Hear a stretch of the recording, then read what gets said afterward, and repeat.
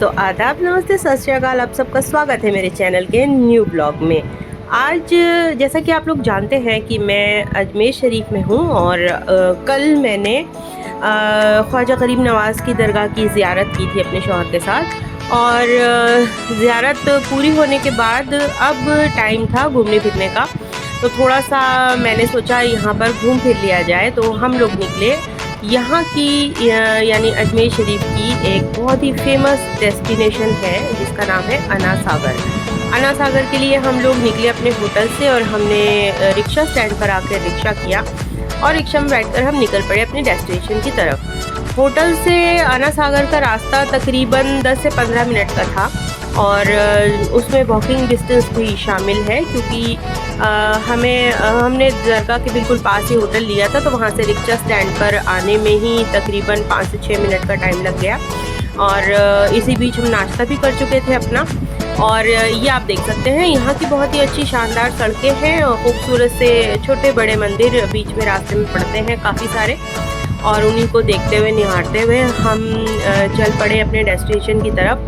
और जब हम वहाँ पर पहुँचे तो हमें लगा कि लास्ट टाइम जब हम यहाँ आए थे तो ये कुछ और जगह थी, और अब जब हम यहाँ आए हैं तो ये कुछ और जगह है। खैर, लास्ट टाइम जब हम आए थे तो वो बिल्कुल सड़क का किनारा था और वहाँ से अना सागर बिल्कुल ओपनली देखा जा सकता था। कोई टिकट नहीं था, कुछ नहीं था।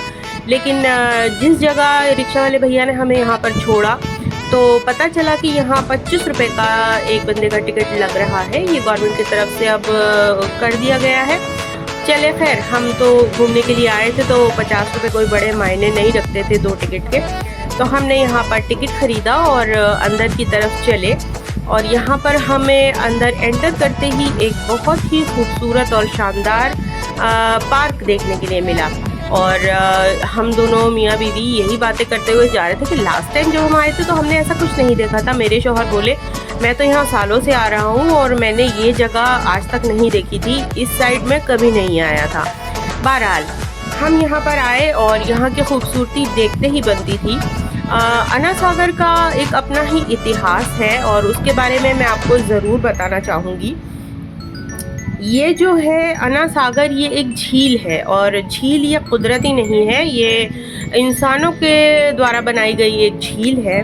और इसका जो निर्माण है यानी इसे जो बनवाया था वो पृथ्वीराज चौहान के दादा पितामह आनाजी चौहान ने बनवाया था 12वीं शताब्दी के बीच के काल में, यानी कि 1135 से लेकर 1150 ईस्वी में इसका निर्माण हुआ था। और आना जी उनका नाम था, इसी वजह से इसका नाम अना सागर पड़ा, क्योंकि आना जी ने इसे बनवाया था तो उन्हीं के नाम पर तकरीबन ऐसा ही होता था कि कोई बादशाह या कोई राजा जिस जगह को बनवाता था तो वो जगह उसी के नाम से जानी जाती थी। इसलिए ये जगह आना जी के नाम से ही जानी जाती है आज भी, आना सागर के नाम से। ये उन्होंने झील का निर्माण करवाया था क्योंकि राजस्थान एक ड्राई प्रदेश है, स्टेट है, वहाँ पर बारिशें कम होती हैं, तो पानी की ज़रूरत को पूरा करने के लिए पूरे राजस्थान के अंदर इस तरीके से अलग अलग जगहों पे कृत्रिम झीलों का निर्माण राजाओं के द्वारा करवाया जाता था। उदयपुर के अंदर भी इस तरह से बहुत सारी झीलें हैं और उसे तो झीलों का नगर ही कहा जाता है। तो बहरहाल अभी हम फ़िलहाल अजमेर में हैं, उदयपुर में नहीं हैं, और अजमेर में एक मात्र स्रोत पानी का ये अना सागर ही है। और 1637 ईस्वी में शाहजहां ने झील के किनारे लगभग 1240 फीट लंबा कटहरा लगवाया और इस पर संगमरमर की 5 बारादरियों का निर्माण करवाया। अभी जो आप स्क्रीन के ऊपर देख रहे थे बैठने के चबूतरे जैसे जो दिख रहे हैं, ये बारादरी कहलाता है।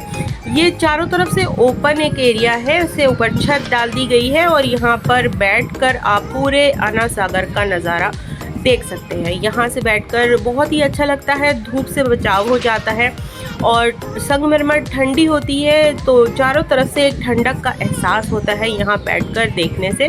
तो ये जो निर्माण है ये शाहजहां ने करवाया था। झील का निर्माण आना जी ने करवाया था 1135 से 1150 ईस्वी में और 1637 ईस्वी में शाहजहाँ ने ये बारादरियों का जो निर्माण है वो करवाया था। तो संगमरमर की हैं ये बारादरियाँ और ये बैठने पे बहुत अच्छी लगती हैं। और इसके आसपास ये जो आप गार्डन देख रहे थे स्टार्टिंग में, इसे दौलत बाग कहते हैं। इसका निर्माण जो है वो जहांगीर ने करवाया था। तो अपने अपने काल के हिसाब से बादशाहों ने यहाँ पर निर्माण करवाया और ये बहुत ही खूबसूरत एक फेमस डेस्टिनेशन है। यहाँ पर आके आप अपना एंजॉय कर सकते हैं। आज का व्लॉग मिनी व्लॉग था इतना ही, और इसके बाद मैं आपसे अगले व्लॉग में मिलूंगी और बताऊंगी कि अन्ना सागर से जुड़ा हुआ ख्वाजा साहब का किस्सा क्या है। तब तक के लिए